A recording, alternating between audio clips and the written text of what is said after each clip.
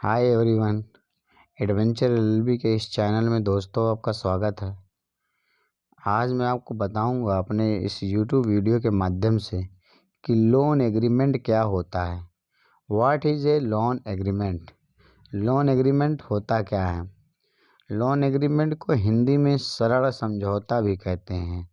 सरल माने उधारी, समझौता प्रायः सरल देने वाले और सरल देने या लेने वाले के बीच एक अनुबंध होता है। दूसरे शब्दों में कहें तो ये एक प्रकार का दस्तावेज होता है जिसमें शरण से संबंधित नियम और शर्तें लिखी होती हैं। जैसे कि शरण के रूप में ली गई धनराशि पर ब्याज किस दर से लिया जाएगा, मासिक किस्त जमा करने की तिथि, यदि किसी कारणवश आप लोन की राशि नहीं चुका पा रहे हैं तो ऐसी स्थिति में आपसे किस प्रकार वसूली की जाएगी, यह आदि विवरण शामिल होता है। लोन एग्रीमेंट पर हस्ताक्षर होने के बाद ऋण लेने वाला व्यक्ति या संस्था ऋण राशि का भुगतान करने के लिए बाध्य होता है। लोन एग्रीमेंट क्या होता है इसकी मैं आपको डिटेल्स दोस्तों अपने इस यूट्यूब के वीडियो के माध्यम से आज बता रहा हूँ। What is loan agreement. Loan agreement की आवश्यकता क्यों पड़ती है। लोन एग्रीमेंट रिक्वायर्ड, यानी नेक्स्ट आपको बताऊं कि लोन एग्रीमेंट की आवश्यकता क्यों पड़ती है। किसी भी परिस्थिति में पैसा उधार देने या लेने से पहले लोन एग्रीमेंट अर्थात सरल समझौता कराना अत्यंत आवश्यक होता है। इस एग्रीमेंट के माध्यम से ये जानकारी प्राप्त होती है कि ऋण के रूप में कितनी धनराशि ली गई है और कर्ज लेने वाला उधार ली गई राशि किस स्थिति तक वापस कर देगा। इस एग्रीमेंट पर हस्ताक्षर होने के बाद कर्ज लेने वाला व्यक्ति ऋण राशि का भुगतान करने के लिए कानूनी रूप से बाध्य हो जाता है। इस एग्रीमेंट में स्पष्ट रूप से लिखा होता है कि यदि आप समय से पैसे वापस नहीं करते हैं तो आपके विरुद्ध कानूनी कार्रवाई द्वारा धन की वसूली की जाएगी।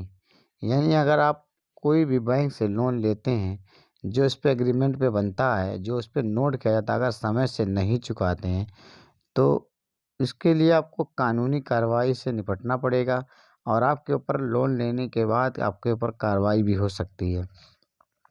इसीलिए लोन की जो धनराशि होती है, जो किस्त बनती है, उसे टाइम बाय टाइम चुकाना चाहिए, क्योंकि अगर आप टाइम पे चुकाते हैं तो उसका सिविल स्कोर अच्छा होता है और सिविल स्कोर अच्छा होने के बाद इससे आपकी बचत होती है।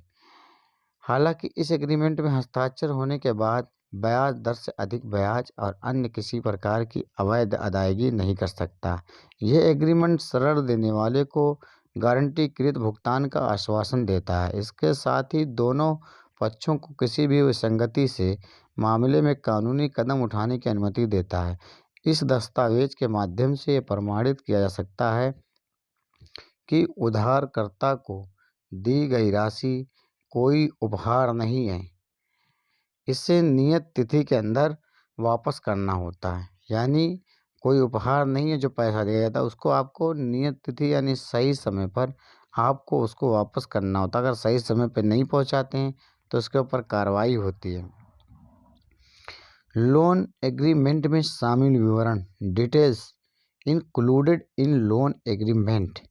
लोन एग्रीमेंट विभिन्न प्रकार के होते हैं और प्रत्येक लोन एग्रीमेंट में कुछ विशिष्ट विवरण दिए होते हैं। इस समझौते में अंकित विवरण दोनों पक्षों की शर्तों पर आपसी सहमति को गारंटी के रूप में प्रयोग किया जाता है। इस एग्रीमेंट में एक खंड उधारकर्ता और ऋणदाता से संबंधित पूरा विवरण, जैसे ऋणदाता का पूरा पता, उसका एड्रेस कहाँ का है, mobile number, pin code number, तमाम जानकारियाँ, फ़ोन नंबर आदि लिखा होता है। इसके साथ ही इसमें एक अलग खंड में गारंटर्स का विवरण भी दिया जाता है। यानी जो गारंटर्ड होता है उसका भी पता, नाम, मोबाइल नंबर सारी चीज़ें उसमें भी दर्ज की जाती है, ताकि कोई भी दिक्कत होने पर आसानी से सब कुछ हो सके। लोन एग्रीमेंट में शामिल विवरण जो होते हैं मैं आपको बता रहा हूँ। आपको बता दें, कोई भी बैंक लोन देने से पहले गारंटर को अवश्य शामिल करती है। गारंटर उधारकर्ता का एक सहयोगी की तरह होता है। यदि ऋण लेने वाला व्यक्ति या संस्था किसी कारणवश ऋण देने में असमर्थ होता है, तो इस ऋण के भुगतान के लिए गारंटी उत्तरदायी होता है। इस भुगतान में गारंटर्स की संख्या, उनके नाम और समस्त विवरण लिखा जाता है। सबसे अंत में एक भाग होता है जिसमें ऋण समझौते पर हस्ताक्षर करने की तारीख और स्थान निर्दिष्ट किया जाता है। इसमें वह तारीख लिखी होती है जिससे ऋण समझौता प्रभावी होता है। साथ ही राज्य और देश का नाम भी इसमें दर्शाया जाता है और लिखा होता है, ताकि आने वाले समय में कोई दिक्कत ना हो, ना कोई दिक्कत का सामना करना पड़े।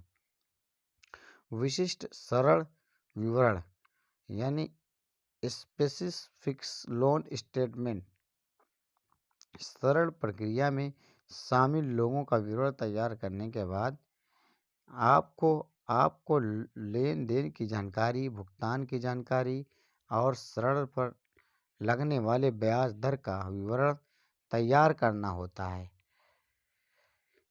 इसके प्रथम खंड में कितनी धनराशि ऋण के रूप में ली जा रही है और कितना पैसा भुगतान करना होगा, इसके साथ साथ इस बात की भी जानकारी देनी होती है कि ऋण की राशि का भुगतान करने का माध्यम जैसे नकद, net banking, debit card, credit card से भुगतान आदि की जानकारी देनी होती है।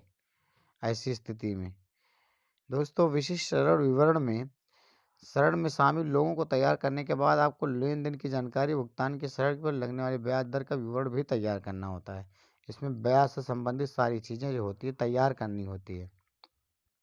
किसी ऋण की राशि का भुगतान करना अगर होता है तो उसको नेट बैंकिंग भी कर सकते हैं, यूपीआई से भी कर सकते हैं, क्रेडिट कार्ड से भी कर सकते हैं, किसी भी चीज़ से आप मतलब आप कर सकते हैं ऑनलाइन पेमेंट। इस खंड के ब्याज अनुभाग में ऋण राशि पर लगाने वाले ब्याज के बारे में जानकारी अंकित की जाती है।